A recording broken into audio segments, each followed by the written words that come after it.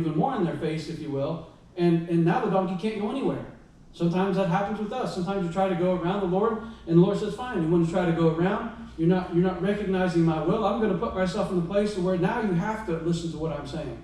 Just like a parent would. If their kids are doing what they're not supposed to be doing, sometimes the parents will put the kids in a place, and now they can't do anything. Sometimes my kids will get to arguing, and telling them to separate them is not good enough. Then they start arguing across the house, or doing something. Sometimes you just have to separate everything, or take measures to the point of now they can't do anything but interact with each other, and if they're going to interact with each other, they have to do it in a good way. Sometimes the Lord will do that. He will just put things in your way, so now you have no option whatsoever but to listen to Him. The Lord will do that. So the angel's there, the donkey can't turn left or right. Verse 25, when the donkey saw the angel of the Lord, she pushed herself against the wall and crushed Balaam's foot against the wall. So he struck her again. Then the angel of the Lord went further and stood in the narrow place. There was no place to turn either right or left. Verse 27, when the donkey saw the angel of the Lord, she lay down under Balaam. So Balaam's anger was aroused, and he struck the donkey with a staff. So this donkey's making him late. All right, he's got a meeting. The donkey can see the angel, all right, but Balaam can't. Now he's late. He's beating his donkey. Don't know what's going on. Verse 28, I love this. Then the Lord opened the mouth of the donkey, and she said to Balaam, what have I done to you that you have struck me these times? You ever kick a dog and wonder what it's thinking? What would that dog say if the Lord could open his mouth? I don't know. Sometimes I wonder about that sometimes because of this story. What are they thinking? When if you don't feed them, or you've left them outside for too long, or whatever. But one thing that we do know is you don't you don't say something without having gone through your mind first. And especially if you just have no place to say anything, if you can't say anything, a lot of times you'll just sit there and think about it. What happens if your boss yells at you and you can't come back with a smart answer because you're your boss and you don't want to get in trouble, you don't want to get fired. But guess what's happening in your mind? You're thinking about what you would say if you could say something, right? Now this donkey couldn't say anything. This makes my imagination kind of runs with this, because if this donkey would have been able to speak right from the beginning, what would she have been saying, right? But she had to keep this all in because the Lord had closed up her mouth. She couldn't talk. I wonder what her mouth, remember that old show, Mr. Ed? Was that Mr. Ed that used to be called? Right, the old show that horse would talk. Maybe the donkey looked like that when it was talking to Balaam. I don't know. The Lord opened the mouth of the donkey, and she says, what are you hitting me for? I'm trying to keep you from this angel here that's standing there with the sword in his hand. And Balaam said to the donkey, this is funny, because if a donkey started talking to me, I don't know if I would talk back. I'd probably be too scared. But Balaam, he just talks right up, and he said to the donkey, because you have abused. So he starts arguing with the donkey. Right there, he's so angry. Because you have abused me, you crushed my foot. I wish there was a sword in my hand for now, and I would kill you. So Balaam's threatening his donkey. So the donkey said to Balaam, am I not your donkey, which you have ridden ever since I became yours to this day? Was I ever disposed to do this to you? And he said, no. And the Lord opened Balaam's eyes, and he saw the angel of the Lord standing in his way with his drawn sword, and he bowed his head and fell flat on his face. Sometimes the Lord has to do some things to us that just really, because we're so blinded by what we want to do, we're so blinded by our goals and what we want to happen, that the Lord will put himself in our way subtly, and we don't see it. We try to go around. Then we keep trying to go, and the Lord will put himself in the way to where it makes it much more difficult. Car breaks down. You wake up late. You get laid off work. Then now you can't do anything but what the Lord wants. And then it goes even further. And let's say that you wanted that promotion at work, and you keep trying to find ways to get promoted. It's there. The Lord just does not let it happen. Well, I'm just going to keep working here, let's say. And then all of a sudden, the Lord, it's not the Lord's will for you to work there. So he puts himself in a place to where now you can't work there. And then you keep trying to say, well, I got to find a way to stay. Maybe I can do a lesser job at this place. And finally the Lord puts you in a place where now you can't work at all. Now you're just done. And he puts you in a place to where you have no option but to look to him. Sometimes, like I said, our goals will blind us to what the Lord wants. And we don't ever want to be there. The Bible says in Proverbs to acknowledge him in all of our ways, and he will direct our paths. Sometimes we forget to acknowledge the Lord because we want this. I heard a psychologist actually talking about that recently. Sometimes the betterment, this is speaking from a secular point, he says sometimes we let our goals get in the way of the betterment of our lives. And of course that's a secular way of speaking, but the psychologist also agreed with that fact, that sometimes the things that we want are not what's going to make our lives better. I mean, sometimes we have to take a step back and try to figure out what it is that's going to make things better for us as opposed to what we want. I thought that was an interesting thing how it looked here. But God did not want this for Balaam, right? And finally Balaam saw it, thankfully, and he opened his eyes and he submitted to the Lord. But the Lord had to come pretty far, if you will, for Balaam to submit. Balaam didn't see it right away. He didn't see it the second or third time when the angel kept kind of getting closer, but he finally saw it. The talking donkey. I wonder if Grant, sometimes we hear his donkeys, carrying on, down here. Sometimes it makes me wonder, what's Grant doing? Is he throwing sticks at his donkeys and they're trying to yell at him or something? I don't know. But it's kind of a funny thought when I hear the donkeys. Let's look at Matthew 17 and verse 27. Again, nothing's too big for the Lord. If he wants a donkey to talk to, if he wants your car to break down, if he doesn't want you to go anywhere, he'll do it. If he wants, the Bible even says if the rocks would even cry out. If people wouldn't worship in the Lord, the Bible says, in the context, it's when Jesus was entering into Jerusalem there, and they were waving the palm branches and everyone was saying Hosanna, and even at those times, Jesus said if these people were to be quiet, the rocks would raise up and shout out. That'd be an interesting thing. See rocks get up and start praising the Lord. Matthew 17 and verse 27. Matthew 17 and verse 27. Let me back up to 24. It says, and when they had come to Capernaum, those who received the temple tax, to go to the temple, you had to pay a tax. Imagine having to pay a tax to go to church. It's not really too far-fetched with where our nation's going, but imagine having some official stand out here saying, you got to pay a tax to go into your church there. It says, they got to the temple, and they got to the person that's receiving the temple tax, and they said to Peter, does your teacher not pay the temple tax? Do you think Jesus should have to pay the temple tax? That sounds completely backwards. Why would the Son of God have to pay the tax to get into the temple? But Peter said, he answered, yes. And when he had come into the house, Jesus anticipated, saying, what do you think, Simon? From whom do you think the kings of the earth take customs or taxes? From their sons or from strangers? And Peter said, from strangers. And Jesus said to him, then the sons are free. That's a whole different teaching, that little saying right there for Peter. But anyway, verse 27 says, nevertheless, lest we offend them, right? Lest we offend, go to the sea, cast the hook, take the fish that comes up first, and when you have opened its mouth, you'll find a piece of money. Take that and give it to them for me and you. So Jesus, he went along with the custom, right? He shouldn't have to, but he did. He went along with the custom here. But the point being is that they needed money. And it wasn't a big tax. It's not like it was expensive to get in. Just like, nickels on, maybe like a quarter, if you want to put it that way, to get into the temple. It wasn't expensive. But Jesus, what did he do? He made a miracle happen. He said, Peter, go out there and go fishing. You know what Peter's probably thinking, what am I going to do? Sell the fish? He says, no, the first fish you pick up, you're going to open its mouth and there's going to be some money in it.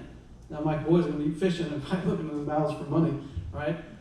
But I've kind of done something similar before. I remember when I was in basic training, every Sunday we got to call home for 5 minutes on the payphones, 4 cell phones. And I remember one time I didn't have my quarters. I didn't have any change. And I remember thinking like, man, where am I going to get money? And of course, as you all probably have done before, you go kind of searching in the payphones, digging your fingers in there to see if there's any quarters. Well, I found a quarter, thankfully. So I was able to call home the next day. But anyway, God gave me a quarter. And I thought that was interesting. But some folks might say, well, there's a lot of times there's quarters in there. Yeah, there is. But at the same time, I found it. Nobody else found it. I found it. But the Lord can go even further and put money in the fish's mouth. Imagine that. Because it was important that they got in the temple and the Lord wanted to pay the tax. But again, nothing's too big for the Lord. Nothing's too big for the Lord. Something as silly as just going and being able to get a little bit of money out of a fish's mouth. Why couldn't Peter have found it just lying on the road somewhere? Or, one of his pockets. Oh, I forgot to put this money in this pocket, You ever do that? Sometimes I wonder about that. You find a $5 bill in your pocket and you think, where in the world did I get this? I don't know, I'm going to go spend it, but where did I get it? Where did it come from? Did you really put it there? Or did, for whatever reason, the Lord decided to throw money in your pocket? Sometimes we write off these little miracles sometimes as just something we did. Maybe we did just throw the money in our pocket for whatever reason. But at the same time, don't forget the Lord can put money in the fish's mouth for Peter to go and pay the tax. Why couldn't he put some money in our pocket? He can do it, So maybe I've heard of this too. I've heard of missionaries going out and guess what? Because somebody was the type of giver that didn't want to just go up in front of everybody and give them this big the little love offering. They've somehow found a way to slip it in their pocket. You know, I've heard of people doing that before too. And guess what? For all that missionary knows, they don't know where it came from. Where in the world does money come from? You know, they don't even, maybe that was, the Lord just knew that they needed it. But you know what? We can't write these little things off sometimes. The Lord will do things. The Lord will, He put money in a fish's mouth. He can put $20 in your pocket. He can fill up your gas tank. He can, let's say you got your car reads in there 1 mile left of of gas in your car. But you know there's at least 10 miles to go. Guess what you can do? You can pray, Lord, let my gas last. Right? The Lord can do it. Don't think that He can't. It'd be silly. You're crazy to think if the Lord can't do things. I know some folks think that it's crazy to pray for these things. But on the other hand, from the biblical point of view, it's crazy to not pray for these types of things. Just pray for it. Who cares? You know, what's the Lord going to do? Say no? No, let Him say no. It might be His will for you to run out of gas there for whatever reason. But at the same time, we can still pray about it. Yeah, pray about extra gas or whatever.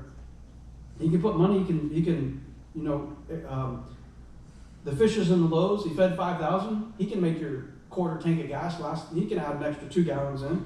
You know, we can't write the Lord off. You know, the point being there. So they found money in a fish's mouth. I like that one. Let's go with one that's a little bigger. Mark chapter 16. Mark 16 and verse 17. This is part of the Great Commission, but here in Mark we get a little bit extra added onto it. The Great Commission is basically go to all the world, share the gospel, make disciples, and baptize in the name of the Father, the Son, and the Holy Ghost. In a nutshell, that's what the Great Commission is. Right? Preach the gospel, make disciples, and baptize people. That's the Great Commission. But here in Mark we get a little bit extra, a little bit of encouragement to those folks that are going out. Verse 17 says, and these signs will follow those who believe. In my name they will cast out demons, and they will speak new tongues. I've personally never seen people speak new tongues. I have been helped out before with speaking a tongue I already knew. The first time I preached I don't know if I should tell the story. I get into a story, and sometimes my mind runs with it, and I forget certain aspects of it. But now that I've mentioned it, and what I was just saying about talking without thinking, I'm going to tell it anyway. Well, y'all are going to have to listen. I'm going to tell it anyway. It's embarrassing. My wife's already getting red. So, I hadn't been to Peru and hadn't spoken Spanish in about 17 years. That's a long time to not speak Spanish. And I was fluent, but I'd forgotten a lot. And not only did my dad ask me to speak the first night we were back in Peru, to speak, not just get up and say the Old Testament. He wanted me to preach the whole sermon there. And down there, when they have sermons, it's not 15 or 20 minutes. It's like 45 minutes, an hour and 15 minutes. Because if people are walking 3, 4, 5, 6, 10 miles to church, they're not going to come to church for 20 minutes. They want a full-blown out. They'll sing 10 songs. They'll have 15 specials, not quite that much. They'll have several specials. They'll have the choir sing. It's like a big event because people are walking to church, third world country many times. Or they're riding the bus line. It takes just hours to get there. So it's a big deal. So I'm preaching. It's going to be long. And I'm thinking to myself, like, you know what? Advice was given to me to never turn down, if you can, never turn down an opportunity to preach. I'm like, okay, so I accept it. And I was nervous because I haven't spoken Spanish in 17 years at that point. So I get up there and I'm talking, and things are just coming back to my mind. I'm having a good time because I'm remembering things that I thought I'd forgot. Well, I get to a word that I was excited to see everybody. We're excited to be back in Peru. And some words in Peru, or in Spanish, sound kind of the same as they do in English, right? So I said, excited. I'm thinking, excitado, right? Excited, excitado.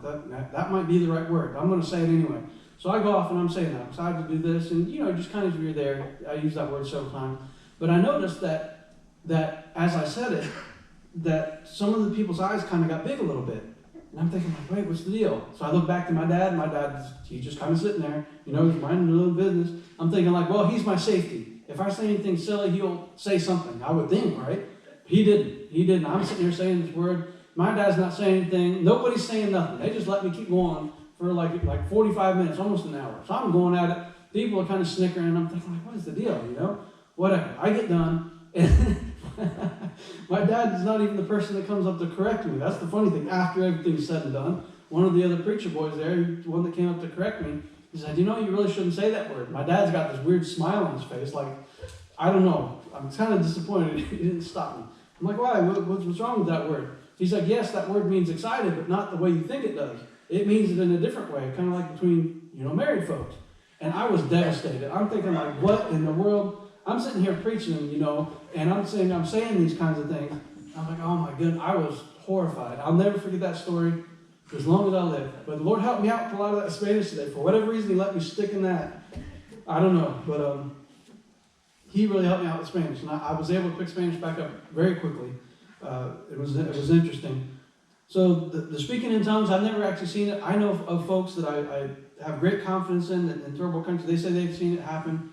But I'm not going to say it's not. The Bible says it happened. Casting out demons, I've seen this kind of stuff before. You don't really see it much here in the States that I have seen, maybe a little bit. But when you go to third world countries where the Bible is not very prevalent, you see it a lot more. There's even places in like Thailand and Malaysia where it's basically, it's not a Christian nation whatsoever, not even close. But they will take tourists to places to listen to the trees talk. Yeah, what is it? What do you think that is? All right, and they will say it. Trees are talking to me. Listen to the statues talk. You sit there long enough, they're going to talk to you. Yeah, I'm sure they probably will in a place like that. But those kind of things are more common. If you go to so many third world countries, you listen to some of the stories that they tell. This is some wild thing, I'm telling you. But the things that are going to follow these people that take the gospel is they'll be able to cast out demons, speak in tongues. Okay, we get that. But then when it says they will take up serpents, and if they drink anything deadly, it will by no means hurt them. They will lay hands on the sick and they will recover. Now, I don't believe in snake charming and letting a snake bite you just to prove a point. I think that's silly. I know they try to say, well, it's my great faith. Maybe it is. And this is me speaking. This is my opinion. But they used to tell us in the Army, there's a fine line between bravery and stupidity. They used to tell us. Right? If you want to test the Lord in that way, knock yourself out. The way I like to think that this applies is if I'm out cutting woods, if I'm cutting down trees in the woods, and it's the Lord's will for me to be there that day for whatever reason, and all of a sudden I feel something sting the back of my leg, and I just shake it off, not thinking whatever, it was a snake, let's say, using this as an example. If I was doing the will of the Lord that day, and I got bit by that snake, He would say, you know what, you're doing my will, don't worry about it. Because the example we get of this in the Bible is when Paul was building a fire after a shipwreck, a snake jumped out of the fire and bit him. He didn't stick his hand by the snake and said, bite me, snake, he didn't say that. But a snake jumped out of the fire and bit him. He just shook it off from the fire and kept on his way, didn't he? I have a feeling, for me, that's how I believe this applies. If you're doing the will of the Lord, and it's not His will for you to get sick or get hurt or have a car wreck or whatever it is, it's not going to happen. It doesn't matter how much the devil decides he wants to throw at you that day. If it's not if it's not the Lord's will for it to happen, it's not going to happen. You might be driving to work and God's got a special assignment for you that day, or it's just routine and it's the Lord's will for you just to be there.